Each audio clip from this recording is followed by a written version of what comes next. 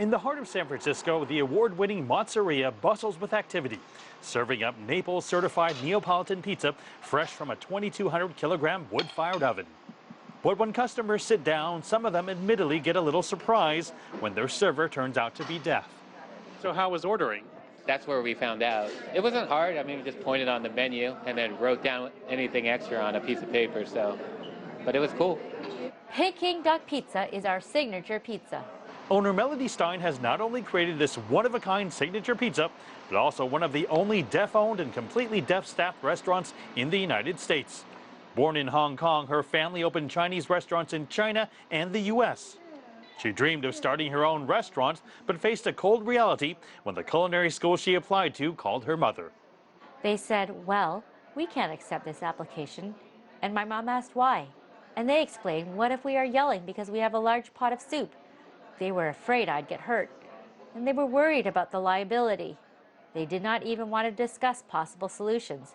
They just outright rejected me. Melody put her dreams on hold until she met the man who would become her husband, Russ Stein, in Washington, D.C. at Gallaudet University, a school for the deaf. Together, they set forth on the difficult venture of opening a restaurant.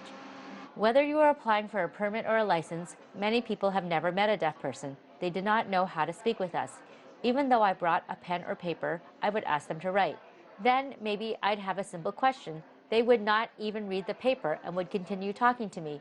So I'd ask them, would you please write back and forth? I can't understand you. I dealt with that over and over. A margarita.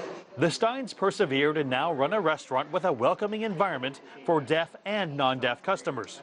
We constantly don't really think about these things, so I think it's a beautiful experience, and I'm happy to be a part of it. We see all walks of life come into our restaurant, and I enjoy people's initial confusion and how they change their perspective on deaf people.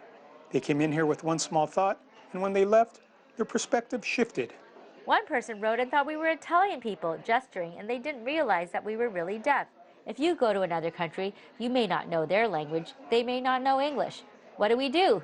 It's natural to point to what you need.